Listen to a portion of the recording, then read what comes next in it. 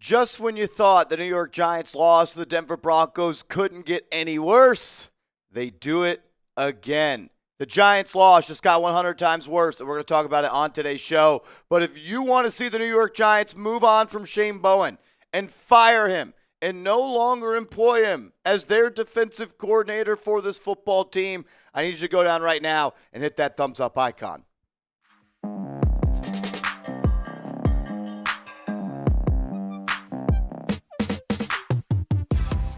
This is New York Giants Now by Chat Sports. I am your host, Marshall Green. Appreciate everybody for stopping by. Boy, oh boy, do I wish it was Victory Monday. It should be Victory Monday. We should be celebrating an all-time win where Jaxson Dart dominated an historic Denver Broncos defense. But instead, we have to talk about a historic loss, one of the worst ones in Giants history. The New York Giants, they invent ways to lose. There have been two teams since the 1970 merger in almost 3,700 games. A team has blown a 19-point lead in the fourth quarter. The Giants invent ways to lose football games. Shout out to Doug Analytics saying the Broncos scored 33 points in the fourth quarter versus the Giants. Tied for the fifth most in a single quarter since at least 1999. It's the most points in a fourth quarter after being shut out through three quarters. And 11 more than any team has scored in a quarter this season. The Giants also gave up 20 points in the fourth quarter against Dallas in week 2. The Giants lost to the Broncos despite scoring 5 touchdowns and 0 field goals, 4 touchdowns and 1 field goal for the Broncos. It's only the second time in the last 3 years a team won despite scoring 1 fewer touchdown but 1 more field goal than its opponent. After the touchdowns, the New York Giants 2 of 4 on extra points, 0 of 1 on 2-point conversions, and the Denver Broncos were perfect on point after tries. Shout out to my guy WBG84.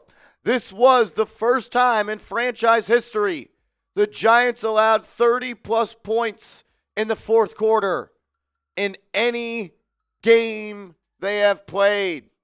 He also adds they also need to be held accountable. Ruined a masterful performance through 3 quarters with an all-time meltdown in the fourth. That is god effing awful. I 100% agree. Did you think it could get worse?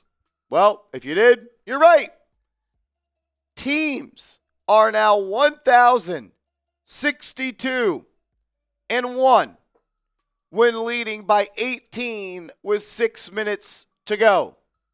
That one loss, your New York Football Giants. Unbelievable.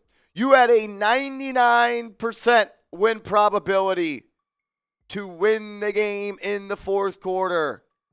Then it jumped up to north of 80%, close to 90%, after Jaxson Dart ran in the touchdown with 37 seconds. Can't believe I fell for it. I thought they had the game won. And the Giants do what the Giants do under Brian Daboll and Shane Bowen.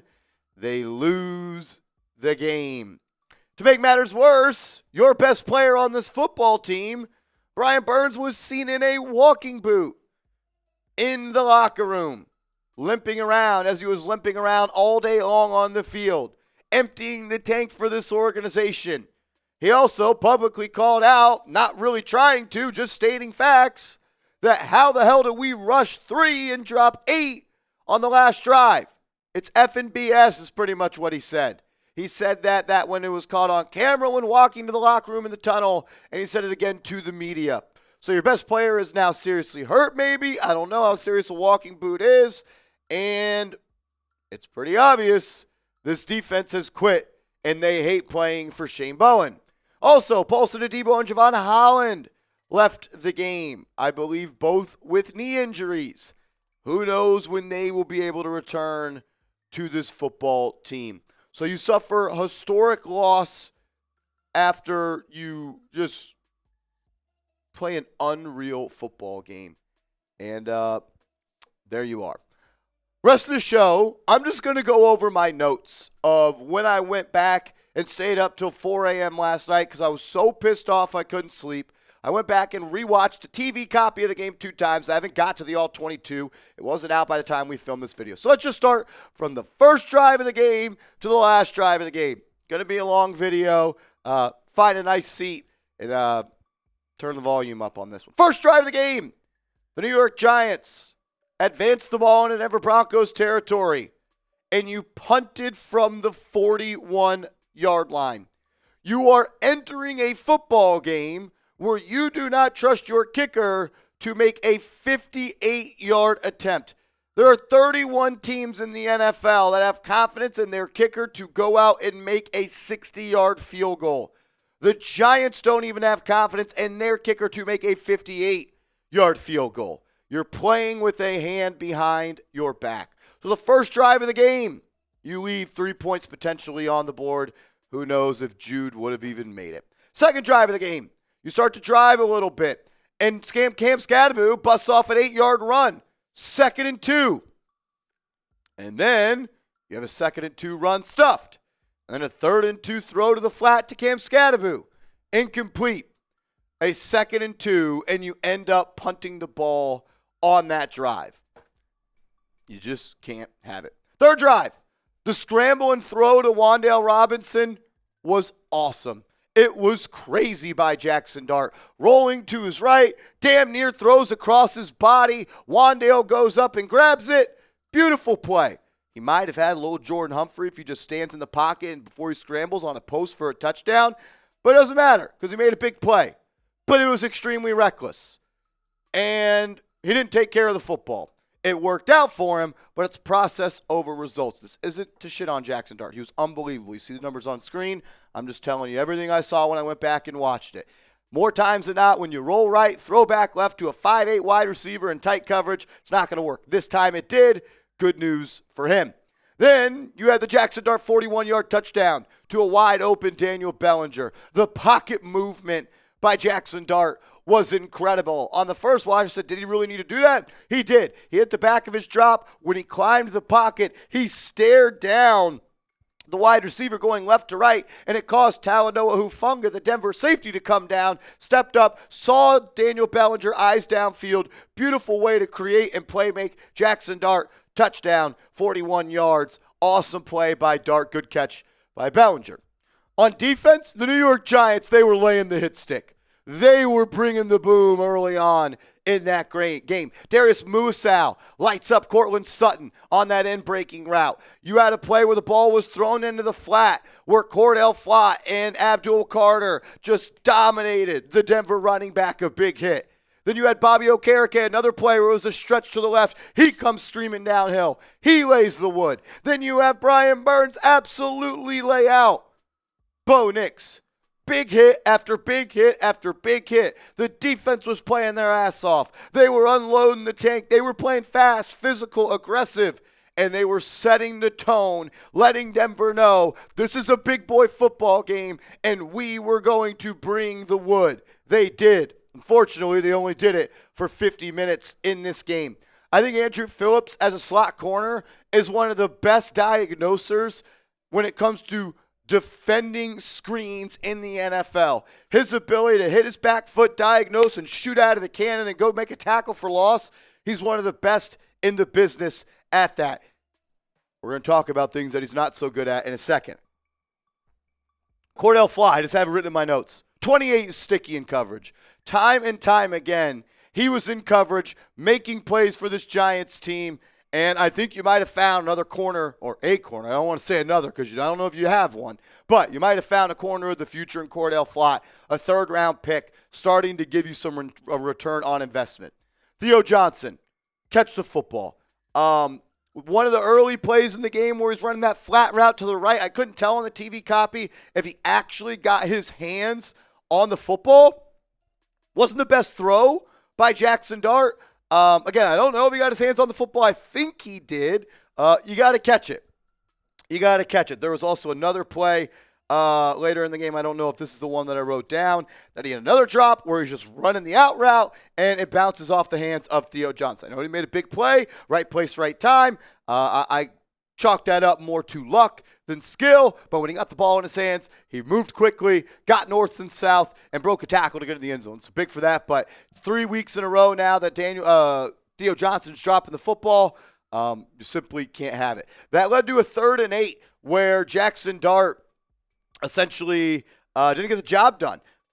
It was a play where there was pressure right away. Might have had Daniel Bellinger on an immediate quick slant. Dart wanted to go there, but he was late to decide to do it. And when he went to throw, Zach Allen, the defensive tackle for the Broncos, got his hands high. Dart decided to eat the ball and wasn't able to get it to Bellinger, who was open for a split second. Would have been an elite throw. Would have had to have been the first read. Thought he left some yards and a potential first down and a way to move the chains on that one.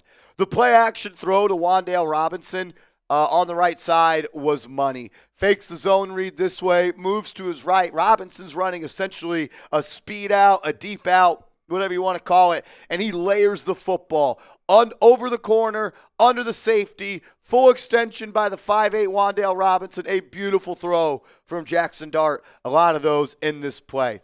The next play, Jaxson Dart able to just throw off his back foot where he's fading away from pressure like this into the flat, and he's able to do so and still deliver a catchable football that can maximize yards after the catch. How many times in the last 6 years did we have a quarterback that couldn't make the easy throws that maximize the yards after the catch? You get the ball to Scat in the flat, and he just does what he does, lowers his head, doesn't go down on first contact. He is an absolute sicko, and I feel as if the Giants did not get Cam Scatterby the football enough in this ball game. You have the post wheel to Daniel Bellinger, where Theo Johnson runs the in-breaking route, the post from the outside. Bellinger runs the wheel route. Dart makes a beautiful throw. I thought that was one of the best quarterback drives of the Jaxson Dart era, where he just made big-time throw after big-time throw. The one to Wan'Dale, the one to Theo Johnson was awesome. And then the touchdown throw that he throws to Daniel Bellinger, that gets dropped. It was a damn good throw. Not perfect, but a damn good throw. A ball that would have been an elite catch, a tough catch, that I bet if you asked Daniel Bellinger, he would have said that he should have caught that football. I didn't realize when we were watching the game, he actually only got his left hand on the football. It would have been a one-handed catch by Bellinger, just about 3 inches too far. A good throw, should have been caught, should have been caught, needs to be caught, but Bellinger had a good day, I thought. Left some points on that one. The play action sack, you got to get that ball out to Cam Scatterby in the flat. It was a play where they do like the play action, he pulls it out, and it's right there. Scatterby, you just got to get the ball to him right away. You have to eat it, and it's a sack. So there is that one. And then the screen touchdown was so good. Scatterby sets up the blocks. Greg Van Roten cleans it up. Scat finishes the run. John Runyon with good work as well. That was an awesome play. That was a highlight play. And Scatterby as a receiver is a weapon. And the way that the Giants offensive line was blocking down the field was sick. And then I just have in my notes, FU99 missed PAT. Back to defense on the next drive. Flott, sticky again in coverage. Marvin Mims almost made that unreal one-handed touchdown catch, but Flott was draped all over him, and he got that pass breakup. They also tried to score a fat boy touchdown on us, throw the ball to Garrett Bowles on the left side. He was open. It was going to be a fat boy touchdown. But Victor Dimukeje gets a pass breakup in his first game as a Giant, essentially saves a touchdown. That's the same drive where Dane Belton lays the wood on Courtland Sutton on that 4th and goal screen pass where he's going to run into the end zone, and Dane Belton just comes downhill and lays the hit. Goal line stand, chills, beautiful play by Belton. Defense deserves a lot of credit for the way they played in that first half. Back on offense, I loved the fade where they throw it to the right side, top of the bottom of the screen. 50-50 ball to old Jordan Humphrey. He goes up and snags the ball on the defender's head, but it was a delay of game, and that was something that continued to pop up time and time again in this game. I believe there was 3 different delay of games, and there was some pre-snap motion as well. The Giants just weren't ready to play on a handful of possessions. Then on I think it was later in that drive, Wan'Dale Robinson forced the defense pass interference or a hold. I thought he moved well. It was the best I thought he's moved, really, in his NFL career. I thought he got open, thought he created separation, had 2 passes that he dropped, but overall, I thought Wan'Dale had a good game. Then you had another pass breakup by Cordell Flock coming out of that drive where the Giants had to punt, and they had to get a stop before halftime. That one was awesome. Then you start the second half, and it was a 3rd and 4. Dart steps up, or there was after the flat PBU, it was a hold on Wan'Dale again. Then the Giants start to drive. 3rd and 4, Jaxson Dart steps up, finds Theo Johnson over the middle of the field. He showed off his speed on that one. Then there was a play where Jaxson Dart hands the ball off. I don't remember if it was Scadaboo or Tyrone Tracy, but he's throwing a chip block after he hands the ball off. Dart, we love you. I don't want to see you throwing chips, cut blocks, and lead blocks on run plays. You've played 4 games. 2 times you've had to come out due to injury. I love the physicality. I love the addiction to doing whatever it takes to win. Take care of yourself, because if the Giants don't have you, they don't have a shot. Wan'Dale Robinson then had a huge drop on a slant route. Can't happen. Then there was an illegal shift. Giants having pre-snap penalties again. Then it was a 3rd and 12 screen to Robinson. That play was awesome. It's a smoke screen from left to right, catches the ball in the middle, sticks his foot in the ground, gets north and south, attacks the left sideline, lowers his shoulder, finds a way to pick up the first down, tack on 15 yards as well. Ball on the 34. 2nd and 9. Jaxson Dart takes an 8-yard sack. If you just, and look, I know you don't, hindsight's 20/20. You just run the ball 2 times, you're settling for a 50-yard field goal. Giants don't really trust their kicker to run a 50-yard field goal, so it doesn't really matter. But the 8-yard sack knocks you out of field goal range, and then you have to punt from the 42 again. So you've punted from the 41, and you've punted from the 42. If you can't have a kicker that you trust to make kicks from 58 and 59 yards out, or at least to try them, you need to find somebody else that can get the job done. The Giants were really good on 3rd down in the first part of this ballgame. We're at the midway point of the 3rd quarter at this point. They were 5-11 on their first 3rd down conversions. The Giants with Jaxson Dart have been money on those down. That Tyrone Tracy touchdown, it was blocked so well.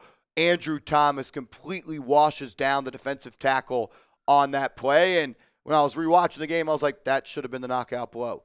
That should have been the nail in the coffin. That should have been the one that got the entire sideline ready to celebrate. And maybe they did celebrate too early and let their foot off the gas. But that was a statement type of play. Big body, hat-on-hat football. We dominate you. Untouched touchdown for Tyrone Tracy. Just didn't work out. On the 2-point conversion, which you have to try a 2-point conversion, or do you? I wrestled with this back and forth 100 times when I was watching it. 20-0. You're up 3 touchdowns. 19-0, you're only up 2 touchdowns and a field goal. And that's essentially what happened. You go up 20-0, though, you just kick that PAT, you force them to score 3 touchdowns. If the 2-point conversion works, it works, and you're up 21, but it didn't. I think Wan'Dale Robinson could have ran his route 6 inches further. I also thought he came back to the ball instead of fading with the ball in the end zone to catch it.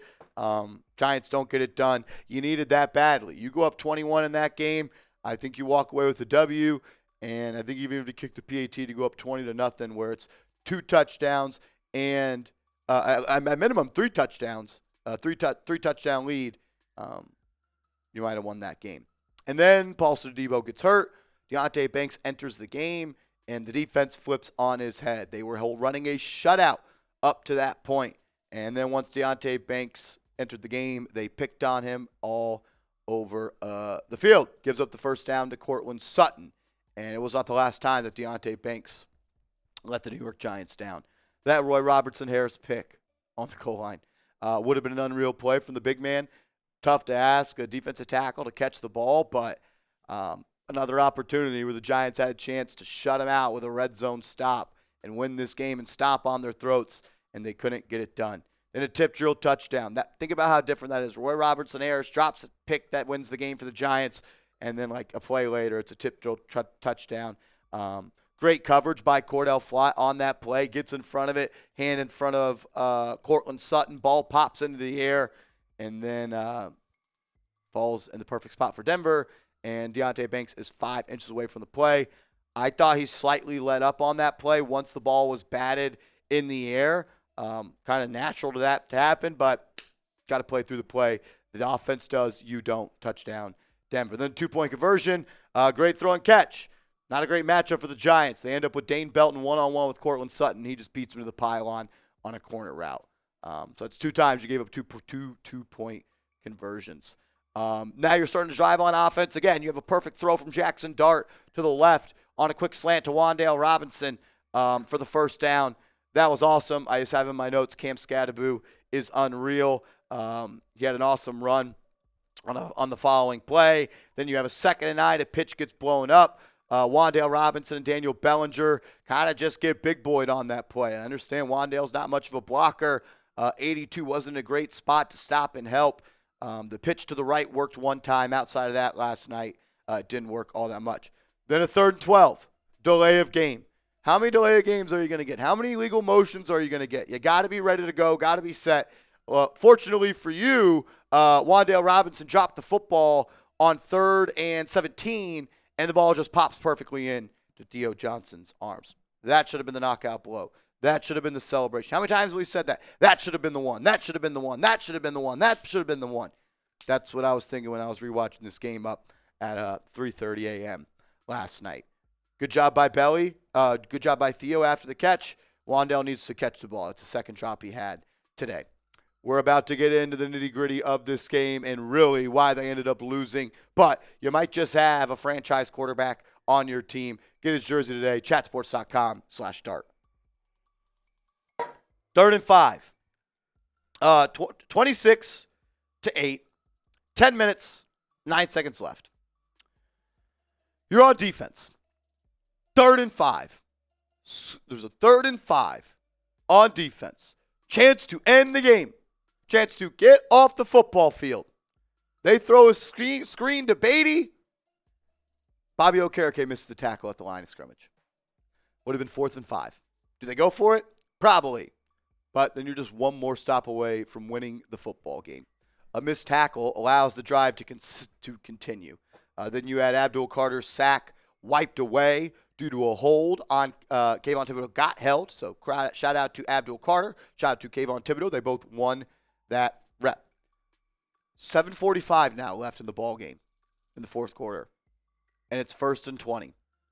Giants bring 4. Broncos block 5. They keep 2 into chip. All day to throw. Block and release for Evan Ingram on the right side. Gain of 9. 1st and 20. Chance to step on their throat. Hold them to a field goal, win the game. You allow a 9-yard gain. Then 2nd and 11. Got a pass breakup by Brian Burns to force a 3rd and 11. And then you allow Evan Ingram to just drag across the field for 9 yards to bring it to 4th and 2. And there was a hold on Drew Phillips.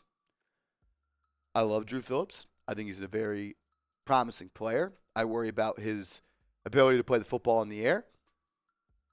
And he cost you right there with a hold. He's extremely handsy, and he got burned on that one.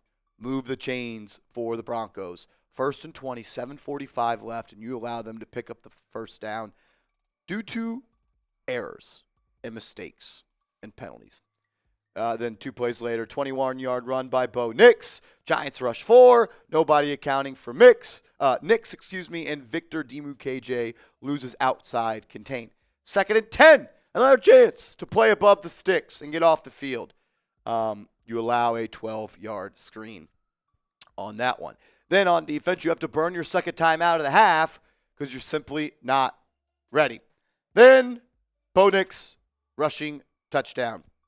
Kayvon cooked on the zone read. I mean, you get taught this as a high school edge defender. And look, I don't know if they're teaching them how I know you're supposed to play it. You're supposed to play the quarterback. You have help on the run. Can't allow outside. You're supposed to help him back, force him back into the help of the defense. And he doesn't. He bites on the handoff. He jumps in, Bo Nix runs out, and the 2-point conversion, wide open, no pressure. Andrew Phillips guarding nobody on the goal line. And then it's 26-16. 26-16, 5:13 left in the game. Run, pass. Look, it's tough to evaluate because I'm strictly doing it off the results, and I don't really mind the process there. I understand it. You're up 10 points, 5 minutes left. Game's not over, but you're trying to build an identity of we're going to run the football out, and we're going to go win this game on the back of Scadaboo on our offensive line. Run, pass. You don't do it. 4:48 left in the game. Jaxson Dart throws the interception. Run it. Probably don't get the first down. Clock stays moving. Take a sack. Clock stays moving. You can't throw that ball into the arms of Denver. You cannot turn that ball over. Hopefully it's a moment that he learns from and he never does it again. There's going to be lumps and there's going to be learning moments for a rookie quarterback. Hopefully that is one of them. 21-yard return on the return of the pick as well. Giants didn't make a tackle after that. 4:48, ball at the 18. You force them into a 3rd and 5 after the Jaxson Dart pick, where it's 26-16. Your defense stands tall on 1st and 2nd down. Force them into a 3rd and 5. The backup right tackle is now in because McGlinchey is hurt. Kayvon Thibodeau foaming at the mouth. Got too excited. Didn't watch the football. Jumped off sides. 1st down, Denver. And then you had the Harvey touchdown. Play action, roll out, same side. Belton and Kayvon Thibodeau, they both go to the quarterback. Wide open. Touchdown, Denver. 3:51 left in the game. Jaxson Dart threw the pick with 4:48 left in the ball game. They scored a touchdown not even a minute later. 57 seconds later, right? 4:48 to 5:51. I don't know how many damn seconds that is, but it's not even is it a minute? I don't even fucking know. Jesus Christ. Unreal. All right, then it's 3:45 left in the game. 1st and 10 for the Giants. Pitch left, stuffed. Run right, gain of 3. Timeout Denver. Then you have 3rd and 8. Chance to go and win the game, and you miss Wan'Dale Robinson on the vertical route. Had a step, a little bit of contact, not calling that at that point. Jaxson Dart unable to throw a catchable football there. You got to punt. Then drive starts on the 32 for Denver. 2:42 left in the ball game, and you can't get a stop. 3rd and 11. 3rd and 11. 2 minutes and 14 seconds left. Giants don't bring pressure. Giants bring 4. And Andrew Phillips can't find the football. Late to get his head around. Mossed by Marvin Mims. 32-yard gain. That's when it kind of started to set in. The Giants were going to find a way to go and lose this football game. 3rd and 11. Chance to go and win the game. And you play passive, soft defense. Then it's ball at 34. 2 minutes and 6 seconds left. 2nd and 10. You throw a ball to Evan Ingram in the flat on 2nd and 10. Gain of 20 up the left sideline. Bad angle by Andrew Phillips. Tries to push him out of bounds. He can't. And an Olay tackle by Deonte Banks up the sideline. Oh, I don't want to hit you. I can't cover. I can't tackle. I'm a bust. I'm a terrible football player. Didn't want tackle. Didn't want smoke. Probably didn't even want to be in the game. 20-yard gain, Evan Ingram. Deonte Banks not ready to tackle. And then 18-yard run by Bo Nix. Touchdown. Hat-on-hat football. 11 on 11. Find a man, beat your man. Giants didn't beat anyone. Denver dominated them. They bullied you. Also, again, Deonte Banks, soft. You're outside contained. You have to force them back into the help. What do? You jump inside the block. You allow Bo Nix to go down the sideline. Touchdown, Denver. 2 times. Deonte Banks burned you because he didn't, 1, know the principles of his defensive assignment as the most outside contained defender, and 2, he didn't try to tackle anybody. He can't play. He cannot play. If you could trade him for a 6th-round pick while you're sitting out of 7th, do it. I would even think about potentially cutting him. Giants get the ball back. Chance to go and win the game. 1 minute and 51 seconds left. 30-26. I wrote down why is Tyrone Tracy in the game. I think Tyron Tracy is a good player. I'm glad he's a Giant. That's Cam Scatterboot time. That's time Scatterboot needs to be in the game. Just what it is. Game-winning drive, first down. I remember Tom Brady said this. The most important thing you got to do on a game-winning drive is to get yards on first down. Jaxson Dart sacked on 1st and 10. 2nd and 14. Misses Hyatt on a bomb. Did Jalen Hyatt slow up? Couldn't really tell. He also ran 25 yards looking back at the ball. If he puts his head down, runs, turns his head at the last second, he might have ran under that ball and he's running into the end zone. Still a lot of time left for Denver. They probably go and score a touchdown at that point. Then 3rd and 14. Game on the line. Delay a game. Boom, boom, boom. Just shooting yourself in the foot. 3rd and 19. Throws into double coverage. Dropped interception. I thought Jaxson Dart could have ran the ball for 15 yards. He had Theo Johnson essentially as a lead blocker as he was dragging left to right. Could have cut it up into the middle, at least got half, if not more. Maybe breaks the tackle, first down. Throws a deep ball to Hyatt, throws into double coverage. Jaxson Dart is an ultra-aggressive player. When he senses pressure, he gets ultra-aggressive. Kind of go back to the game against Florida in college. He got away with it against LSU, just who he is. Needs to take care of the football, needs to play quarterback. Got to win from the pocket. You're not always going to get it back on one throw. But then on 4th and 19, he pulls a rabbit out of his hat. On the broadcast, I don't know if people saw, the ref actually called a first down on that play on the sideline. The yellow line was off about a yard. It was a yard further than the actual first down. 4th and 19, first off, you barely beat the play clock. So again, almost another delay game. Then what a play by Jaxson Dart. Climbs the pocket, scrambles, eyes downfield, throwing right, throwing left to Wan'Dale Robinson. 4th and 19. They get 19. That's big-time stuff. That's what franchise quarterbacks do. Even if they dig you in the hole, they dig you out of the hole on 4th and 19. First down, Giants. Roughing the passer as well. Tack on 15 yards. We're driving.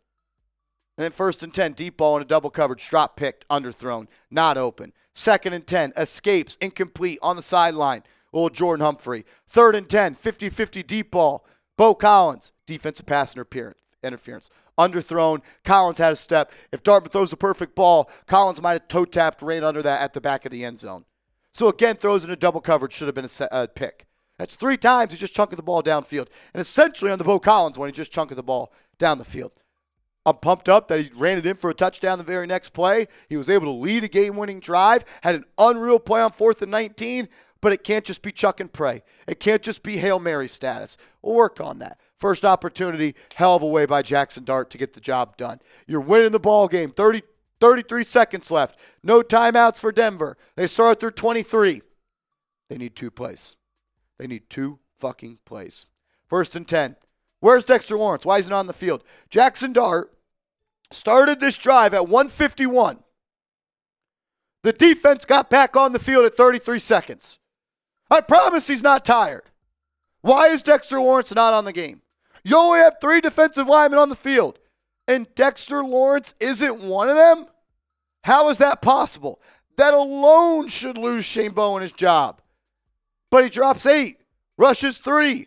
Paying this man $90 million to watch on the side on the most important play. You drafted Abdul Carter, number 3 overall, to watch on the side on the most important play. You don't have your best players on the field when the game means the most.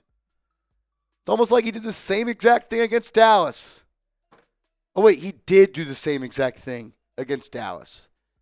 And Andrew Phillips. We could talk about the scheme. We could talk about the personnel. We could talk about the play call. Get your head around. Make a play. You're lost in coverage. You don't know what you're doing. Ball to the 50. And then Brian Burns doesn't get back on side. You have a timeout. Why did you not call it? Why did you not call it to get Brian Burns on side? Call the timeout. You bringing it to next week, Dable? Then it's a 1st and 5, 18 seconds left, 43-yard line. And the rest of the Giants do after the penalty. They called timeout.